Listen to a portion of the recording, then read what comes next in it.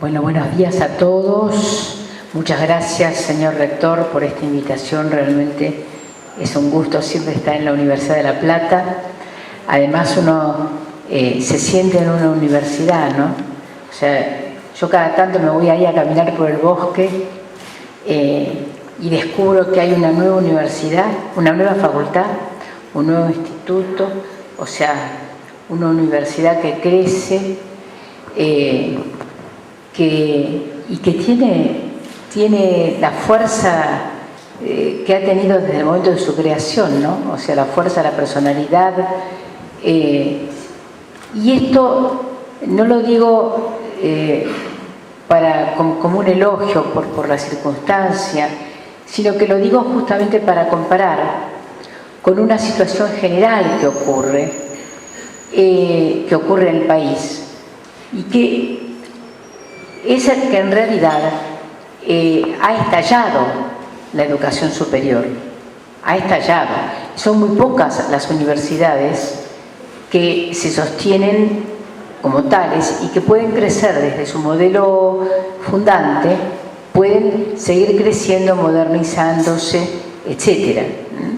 Es decir, tuve la oportunidad de recorrer la Facultad de Odontología el año pasado, por ejemplo, me quedé asombradísima, digamos, por el avance tecnológico y de la concepción pedagógica muy importante, y ni hablar de la Facultad de Comunicación a la cual tengo un particular afecto, y entonces voy siguiendo lo que hacen, entonces de lo que era la escuelita de periodismo a lo que es hoy una de las primeras facultades de comunicación de América Latina, digamos, realmente el cambio es enorme. Pero esto es una excepción en un escenario en donde en los últimos 15 años el modelo universitario ha estallado y, por un lado, creando sedes, subsedes,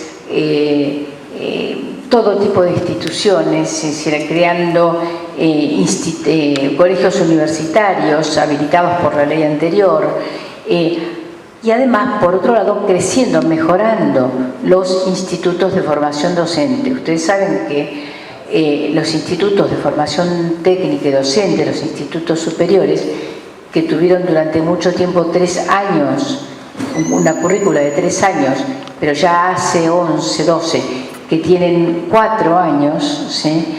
En su origen fueron pensados como un sistema más descalificado, o sea, como para el sector que no llegaba a la universidad, que quedara en ese rango, ¿no es cierto? Con una idea muy, digamos, darwinista en el fondo, porque la verdad es que esto fue pensado en una época en donde incluso acá en la Universidad de La Plata Víctor Mercante trabajó, y Rodolfo Sené también, pero Víctor Mercante trabajó con eso. Hay una discusión entre Víctor Mercante y Ameguino, ¿no?, sobre ese tema, porque Ameguino quería algo más amplio, que llegara a todo el mundo, y Mercante quería una universidad mucho más, una formación, digamos, no solo universitaria, sino que pensaba en un sistema escolar mucho más piramidal, y en ese sentido la educación superior no universitaria tenía que jugar un rol dirigido a sectores de clase media-baja o trabajadores inmigrantes que progresaban y llegaban hasta allí, y entonces la universidad debía cerrarse.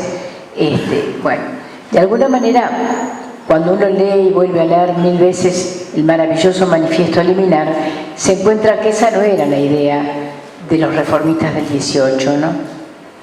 Claro, ellos igual pensaban en una población chica, estaban pensando en una población chica, estaban pensando en millones de estudiantes, ¿no? Miles y miles y miles. Pensaban en una población chica, pero los principios que establecieron, aún así, son principios que si uno los toma ahora y los ve desde otra perspectiva, son absolutamente vigentes. O sea, ¿cómo no va a ser vigente la autonomía universitaria, el cogobierno, la libertad de cátedra, ¿no es cierto? Si nosotros le agregamos la gratuidad que se establece durante el gobierno de Perón, entonces tenemos los 4 grandes principios, ¿sí?, que fueron pensados para la universidad, pero quién sabe si no hay que avanzar y pensar desde esos principios en el conjunto de lo que es hoy, lo que por un instante llamaré el campo de la educación superior. Y en ese sentido, yo siempre me acuerdo, y lo repito y lo voy a volver a repetir, la lucha que tuvo un amigo, un gran pedagogo radical que se llama Ovide Menem, cuando fue secretario de Educación Superior del gobierno de Alfonsín, por lograr, Ovide es santafesino, rosarino, es un gran educador rosarino, por lograr que los institutos de educación superior tuvieran un régimen semejante al de las universidades, es decir, que dejaran de estar primarizados para considerarse que allí están los adultos, son adultos quienes concurren a los institutos de educación superior. Entonces esto nos trae un montón de problemas porque hay de inicio regímenes distintos, pero que con el curso de la historia van presentándose problemas.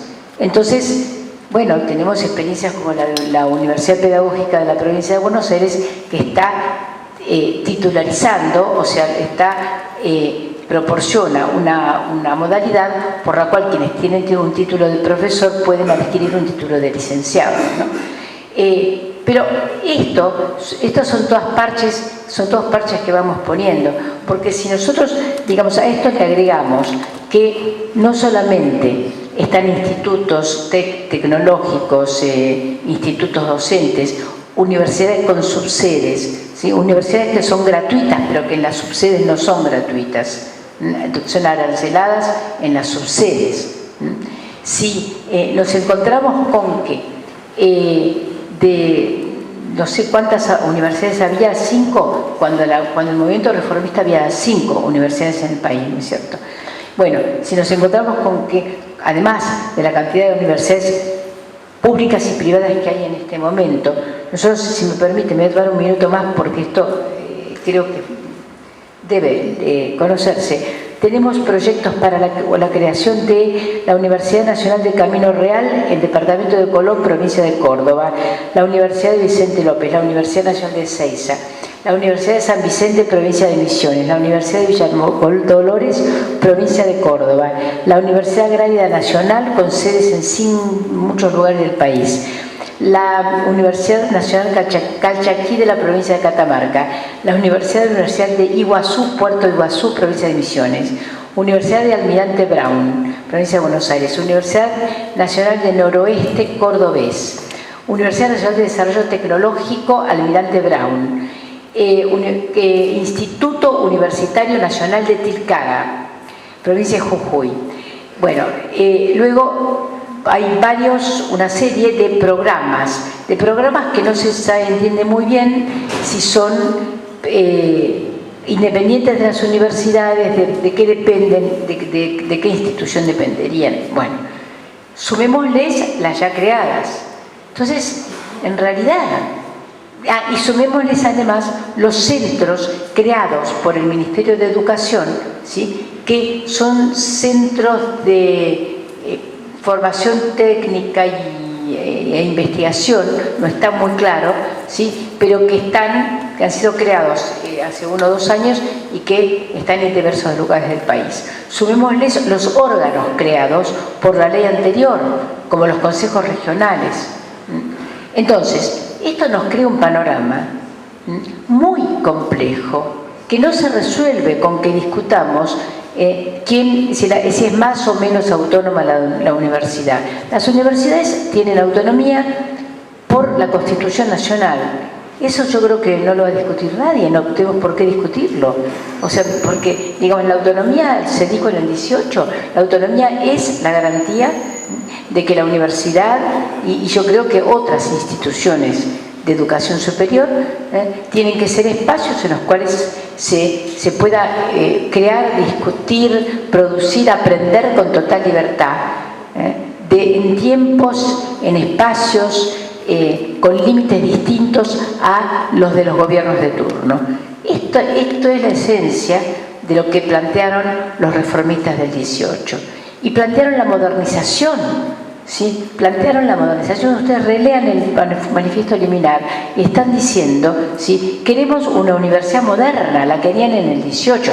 Ahora nosotros no podemos cerrar los ojos a lo que quiere decir una universidad moderna en la actualidad.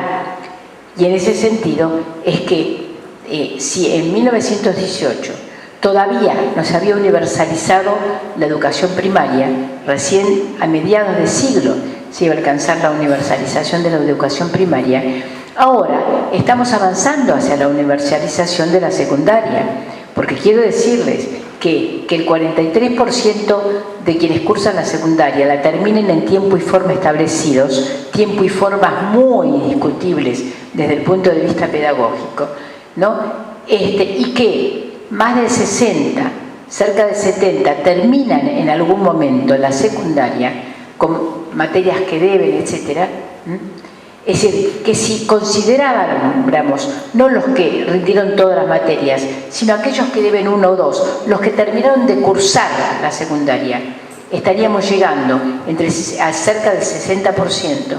Entonces, podemos considerar que si tardó 100 años la primaria en universalizarse, la secundaria, que es obligatoria desde el 2006, a lo mejor en los próximos 10 años logramos que se universalice, con lo cual estaríamos tardando 10, 15 años en lugar de 100. Pero eso quiere decir que nosotros tenemos que pensar desde la educación superior en que muy pronto va a llegar el momento en que todos los estudiantes que terminen, todos los jóvenes terminen la secundaria y que todos esos jóvenes van a tener el derecho constitucional de seguir aprendiendo, de seguir estudiando. ¿Cómo hacemos? Entonces, frente a eso, es que lo que nosotros planteamos en el proyecto, y que coincide con lo de muchos otros proyectos, es que no basta con hacer una ley universitaria, sino que tenemos que contemplar este conjunto, que hace falta una ley nacional de educación superior que realmente estructure ese sistema, no para subsumir unas instituciones en las otras porque atienden diferentes necesidades, pero sí para tener ciertos criterios en común. Si vamos a defender la gratuidad de la educación superior, entonces digamos la verdad y busquemos las formas. Si hace falta más presupuesto, sí, claro que sí. La universidad, la formación de docentes, la de técnicos, la educación media, la educación primaria, la educación inicial es cara, hay que invertir. La universidad es cara, sí, hay que invertir. Es una inversión, no lo voy a fundamentar, todos lo sabemos.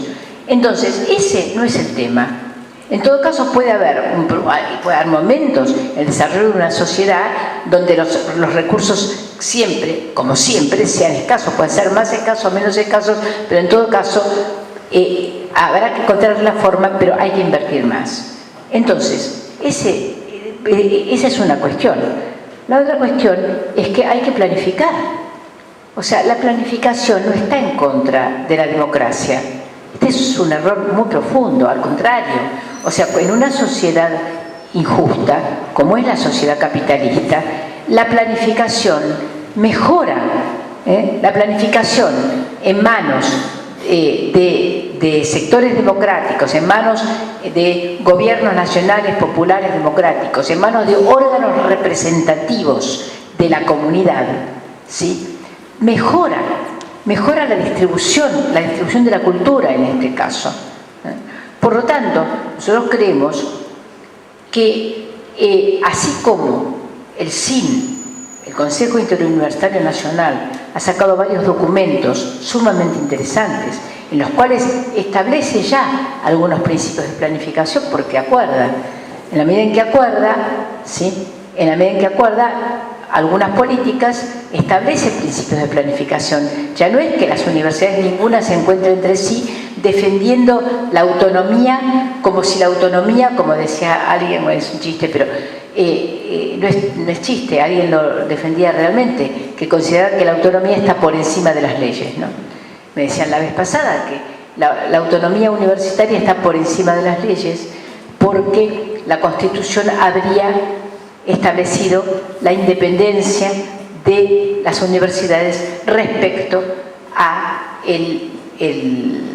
al poder legislativo, ¿no? Entonces, ahí yo les contestaba, bueno, qué suerte porque no vamos a tener que ocuparnos del presupuesto, que siempre es un dolor de cabeza. Entonces, si las universidades son tan autónomas como para que el Congreso no tenga nada que ver, ni pueda opinar en nada, entonces quiere decir que no vamos a opinar en nada, tampoco en materia presupuestaria. Ahora, si no es así, entonces creo que tenemos que hacer un gran esfuerzo para ver cómo avanzamos en una solución para lograr algún sistema de ordenamiento permanente de este campo, en el cual se conserve universidades como La Plata, sigan adelante, puedan existir con su cultura, con su lógica, puedan seguir adelante, pero que también puedan los institutos, ¿sí?, no estar los institutos de educación superior que forman a los docentes que después van a terminar yendo, ¿sí?, o formando a la gente que va a terminar yendo a la universidad, que no estén dependiendo solamente de los gobiernos provinciales, sino que también tengan alguna vinculación con una política nacional de educación superior. Y cuando digo nacional, creo que no hay que temerle al Poder Ejecutivo, a que este Poder Ejecutivo no se puede reducir a eso. Hay que pensar en términos más amplios en tiempo, más amplios en política. Entonces hablo de lo nacional, hablo del Estado. Nosotros en el proyecto de ley que hemos presentado y que es parte, y un proyecto que fue la base de un acuerdo entre todos los partidos que se firmó se firmó y se entregó al entonces ministro de Educación Alberto Silioni en noviembre del 2010, ¿sí? Fue firmado por todos los bloques parlamentarios y ahí coincidimos en la necesidad de un sistema de educación superior, en la gratuidad de la educación superior, en el papel principal del Estado, en un paquete de bienestar estudiantil muy coincidente con lo que mencionó antes el presidente Tauber, en que en ese sistema se articularían las instituciones, no de manera aleatoria, porque una universidad hace un convenio con otra institución, con otra universidad, sino que se establecerían ciertos principios de planificación y que se crearía un órgano que o bien para algunos debía ser asesor de la Secretaría de Educación Superior, ya no de Asuntos Universitarios, y otros lo pensamos, así está en nuestro proyecto, como un órgano semejante al Consejo Federal de Educación. O sea, el Consejo Federal de Educación se ocupa del sistema escolar, pero no de la educación superior, no de las universidades, un poco de la educación superior no universitaria. Pero la idea que está en nuestro proyecto es la de la creación de un Consejo de Educación Superior, ¿sí? Es decir, un consejo en el cual no puedo describir ahora la estructura, ya estoy fuera de tiempo, pero sí, digamos, en donde el Consejo Interuniversitario Nacional tuviera un papel muy relevante, y al mismo tiempo estuvieran representados los diversos claustros universitarios y hubiera una representación de los docentes y una representación de los gobiernos provinciales, de los cuales dependen lamentablemente toda la formación docente o gran parte o lo central de la formación docente, ¿no? Entonces la idea, un órgano de planeamiento, es decir, que pudiera decir, bueno, si me dicen voy a tomar cualquiera al azar, la Universidad del Noroeste Cordobés, si es necesario que haya una universidad en ese lugar o si hace falta crear un instituto universitario en algún lugar determinado, digamos que se pueda pensar en el desarrollo del sistema con una perspectiva de 10, 15 años. Entonces, Esto no voy a abundar sobre este punto, lo voy a simplemente a llamar la necesidad de planeamiento. La necesidad de planeamiento sosteniendo, ¿sí?, los principios fundamentales que han logrado que la Universidad Argentina durante un siglo y medio haya seguido siendo una universidad de prestigio, y al mismo tiempo que los institutos hayan formado durante un siglo y medio a los educadores, a los docentes, que permitieron que, como decía antes, todos nosotros llegáramos a la universidad. Creo que hay que examinar, en algún lugar hay que examinar qué es lo que pasa con la Universidad de Salta, por ejemplo, y sus subsedes aranceladas. ¿Cuál es la calidad de la educación que se da en las subsedes? ¿Qué es lo que pasa cuando una universidad pone una subsede en la otra punta del país? A lo mejor está bien, pero esto no puede ser aleatorio. A lo mejor está bien, pero hay que tomar una decisión al respecto. Y también en relación a los convenios entre las universidades y las universidades extranjeras. O sea, porque que una universidad aparezca de repente dando un doble título, entre una universidad entre Argentina y la Universidad de Salamanca, por ejemplo, francamente agrega, pero yo no sé qué agrega, tampoco sé si agrega prestigio a esta altura, con el desastre que son las universidades europeas a esta altura, ¿no? Bueno, no puedo dejar de decir, así es una nota a pie de página, que detrás de todo esto también hay otra discusión. O sea, cuando uno entra a la Facultad de Económicas de la Universidad de Buenos Aires y se encuentra que hay una sede del Banco Santander adentro, ¿no?, uno se siente aún peor que cuando, siendo docente de la Universidad de Buenos Aires, en lugar de cobrar por el Banco de la Nación Argentina o por el Banco de la Provincia, bueno, en ese caso sería el Banco de la Nación Argentina, tiene que ir a cobrar por el Banco Santander. Entonces, esta es una nota a pie de página que no es menor, ¿sí?, que es como para que todos entren al campus del Banco Santander y vean lo que está detrás pasando. Entonces, digamos, para finalizar, cogobierno, sin duda, autonomía, sin duda, autonomía entendiendo que las universidades son organismos autónomos y autárquicos del Estado Nacional, así lo establece la Constitución. Autonomía no de mercado, autonomía como muy bien lo ha definido Eugenio Zaffaroni, que fue el redactor de el documento en que aconsejamos una comisión especial formada por el Consejo Superior de la Universidad de Buenos Aires, una comisión especial que debía digamos, dar opinión acerca de si los presos de lesa humanidad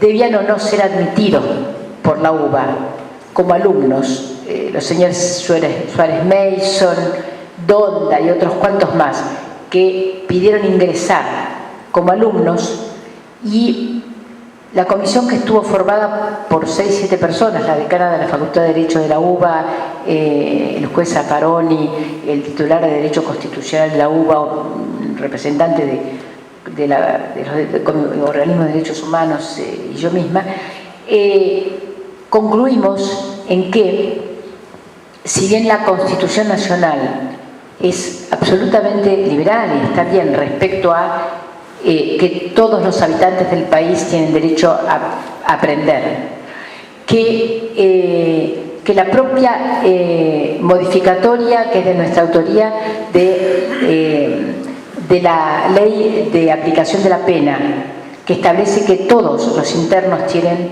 derecho a aprender, hay límites. Nuestra propia ley, la Ley de Aplicación de la Pena, la modificatoria de la aplicación de la pena, dice que en todas las circunstancias y cualquiera sea su condición, los presos tienen el derecho de estudiar, salvo circunstancia suficientemente fundada. Y ahí consideramos que era una circunstancia suficientemente fundada. Y entonces lo que dijimos fue que, en uso de su autonomía universitaria, la Universidad de Buenos Aires no admitiera, aconsejamos que no admitiera como alumnos a los presos de lesa humanidad. Y esto fue, por suerte, aprobado por unanimidad por el Consejo Superior de la UBA. Entonces, en ese texto define autonomía Zaffaroni, y la define con todo el espíritu del 18, con todo el espíritu humanístico, científico que tuvieron los reformistas del 18. Entonces, con ese espíritu, yo creo que ahora, en el siglo XXI, tenemos que hacer el esfuerzo de pensar en un sistema complejo, digitalizado, presencial y a distancia, es decir, científico, humanístico, vinculado con la sociedad, vinculado con la comunidad, profundamente vinculado con la comunidad y responsable respecto a lo que el país necesita. Muchísimas gracias.